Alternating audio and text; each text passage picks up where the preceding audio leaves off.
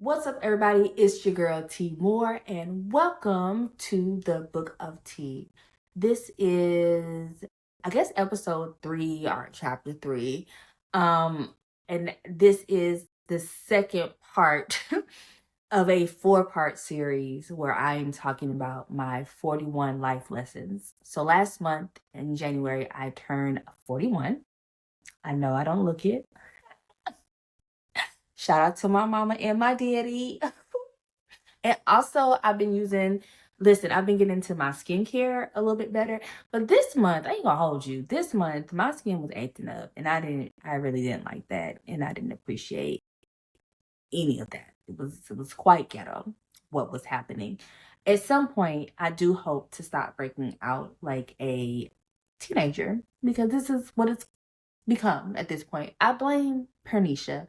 And I think I shared this job before. Pernisha is what I call perimenopause. That is her name, Pernisha. And she's a fool.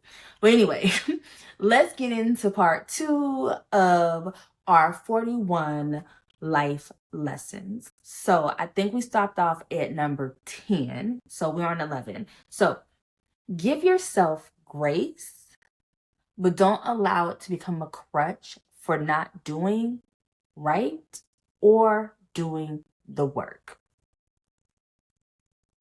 Don't look at me like that. Let me break that down for you. Listen, we have to be able to forgive ourselves, right? We're going to make mistakes along the way. We are going to be busy. We're going to have a life happening. And so there is space that we need to give ourselves grace. Oh, that girl rhymed. Put it in a book, Dr. Seuss. But no, seriously, we have to give ourselves grace along this life journey. However, it is not an excuse to use it for when we do something that was foul or for not doing the work. So, for example, for me, showing up to do this YouTube channel, listen, I have probably garnered at this time maybe like 2 views at a time. Okay. I am okay with that. Because the goal is to show up, right? I could very easily just not do that, not show up. I could not show up when it comes to me writing. I am an author. It is something that I do pretty much full time at this point. And it would be very easy for me to just give myself grace because I was tired or I was this or I was that. But at some point, I got to do the work. Grace does not excuse me from doing the work or even from doing the right thing. And so the right thing could be, let's see. Because I feel like sometimes they obviously not doing harm to people. That's not cool. But I feel like, what would be a good example? I mean, I guess just thinking about not slapping somebody. Listen, some people do need to be slapped, but it ain't right to put our hands on people. Okay. But so just think about that thing, right? Oh, give yourself grace, honey, because you didn't know what you were doing back then. Yes, cool. But you still cannot be raggedy at your big age. At some point, you have to grow up. Period. So do better, Gina. Okay, so number 12. Sometimes you don't have to work for it. So we're taught that anything that we want in this life comes from hard work. You got to work for it. You got to work for marriage. You got to work to get the promotion. You got to work hard for this, that, and the third. There will be times when it will just come and it will be ease. Not always, but there will be some times where you won't have to work for it. You will just be blessed. I kind of think about when it talks about in the Bible and talks about our works and how there's the gift of salvation, right? Like you don't gotta work for that, right? You don't have to work for this love that God says He gives us. It's there, like it's just a gift, right?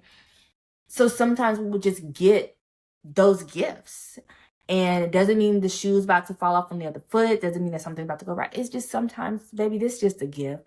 And it's hard to lean into when we have dealt with so much and we've been conditioned, that the only way to achieve success, you got to work hard. And yes, you do. But sometimes you might just get handed something. And we call that favor. That's just my opinion. 13, nobody is coming to save you. When my therapist told it to me a few months ago, I felt away. I ain't gonna hold you. And I told her that I felt away because, sometimes she be talking to me a little sideways. I'm like, girl. But that's what I pay her for.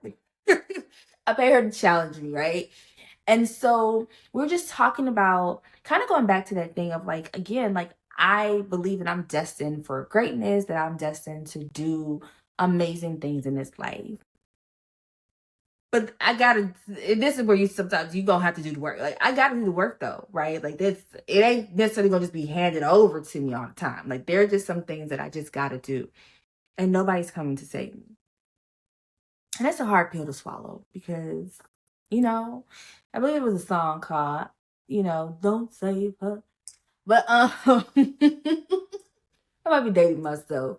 But nobody's coming to save you, sis. Like, if there's something that you really desire to do, whether it's to start a business, whether it's to go after a promotion, whether it's to be in a healthy relationship, whatever it may be, right? Then do it. Do the work to do it because they're not coming to save you. Like, you just gotta do it. Like, if you know that you are wanting to save money, save it. Get an extra job, or figure out ways to create a side hustle. Like whatever you have to do it. Nobody's obligated to help you. So you just gotta do it. It sucks, but it's true. 14, unlearning is hard, but doable. I'm gonna say that one again. Unlearning is hard, but it's doable. There are a lot of beliefs that are not our own, that were placed upon us, whether from our family dynamics, society, whatever. There are some core beliefs that we have that are not our own beliefs. And I was sharing and I was talking with somebody and I was just saying how, like, I feel like part of my healing journey has been to unlearn a lot of stuff. A lot of just harmful thoughts about myself that are just not true, right? I've had to unlearn some things when it comes to my parenting. There's a way that I want to parent that doesn't necessarily align with what has been socially acceptable, right? And I just want to do better, but it's very hard to unlearn thought processes, habits that have been ingrained in it. I mean, I'm 41. So there's a lot of things that have been ingrained in me for my whole life. But I'm committed to doing the work. And I would say this could probably be its own topic in and of itself. But like that is why I've taken to journaling. It is why I've started trauma therapy. It is why I've started reading certain types of books. Whether, when it comes to, like, for example, my finances, one book that I've finished here recently was The Psychology of Money. Another book that I'm reading is that talks about, I think it's called The Black Girl's Guide to Financial Freedom. So I think maybe I'll do a video about some of the books I've just been reading along the way. So it takes you having to challenge yourself and also finding community, right, of people who are also working on changing their things. So I've connected myself with friends who are investing, not necessarily learning to invest, but who I know invest. Friends who are just, really successful Do y'all hear my dog snoring? Because, like, baby, the way he is getting after it right now is wild. Number 15, love is not enough, but it's a start. Love is beautiful, but it is not enough to keep you. Love is not enough to do whatever it is that you may be needing. So, for example, feeding your emotional needs, kind of knowing that it's a good starting point, though, right? So, just keep it in mind, friend. It's not enough, but it's a start. It can get you going. 16, money buys more than happiness. It buys freedom. I recently came to that conclusion of when I'm thinking about why am I wanting to get out of debt, as I'm thinking about what is this number, there's talk about you need to have your number. What is this number that you need to live your life and blah, blah, blah. And I had to really figure out, like, what does that mean to me? What does that look like? And so once I got in my mind, my goal for wanting to get out of debt is really freedom. There is a freedom that I am desiring. So I believe money can buy some happiness. I ain't gonna hold you, but I think the happiness comes from the freedom that you get when you know you don't have debt hanging over you. So yeah. Number 17, I have my list, y'all, because 41, I got time is precious.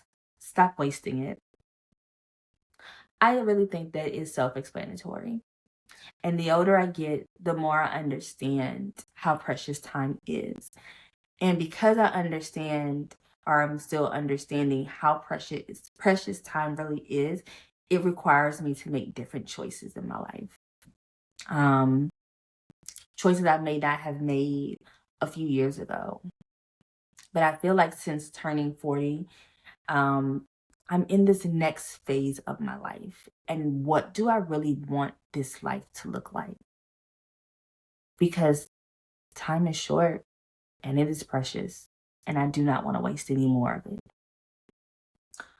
18, kids are smart. I just don't be understanding. People really think kids are dumb. Nah, they do some silly ass stuff for sure. But they're a lot smarter than we give them credit for. And I just want us to remember, let us not think they are so dumb, because they are not. They're quite intelligent. They pick up on stuff. Now, let me also preface this too. They still have to mature and develop. Their brain development does matter.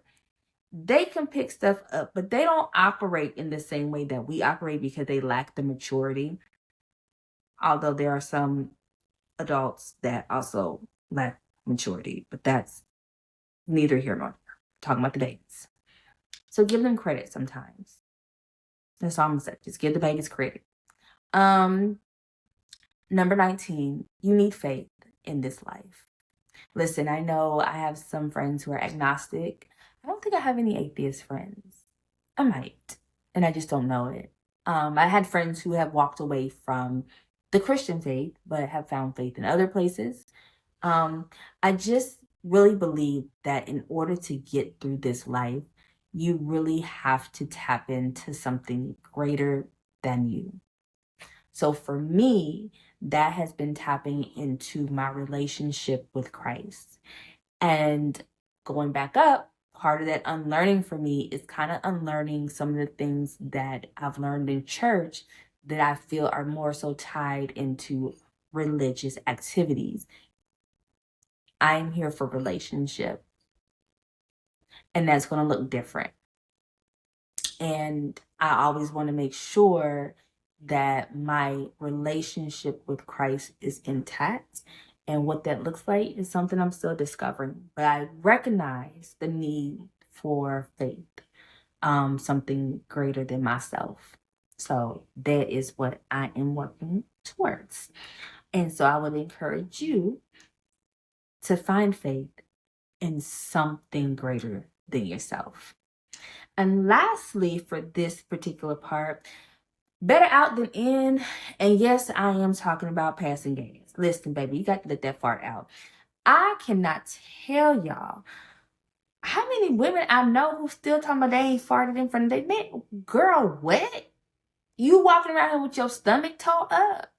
You walking around here holding gas inside. Girl, if you don't let that go, let that thing out. Air it out. Okay? Because listen, we not about to do that. It's 2025. We gonna fart. And that's just what it's gonna be. Okay? Don't hurt your insides for nobody. That's it. That's it. That's all, friend. Come back next week. We're gonna do part 3. And if you haven't done it already, make sure you like and subscribe to this channel. Share it with a friend. Your support means so much to me, especially as I am new to this and growing. And I'm looking forward to being able to grow with you all and just building out this community. So like, subscribe, go back, watch a few of the podcast episodes. Let me know what y'all think. And again, don't forget to share in the comments what life lessons you've learned so far and which one resonates with you. All right? Until next time.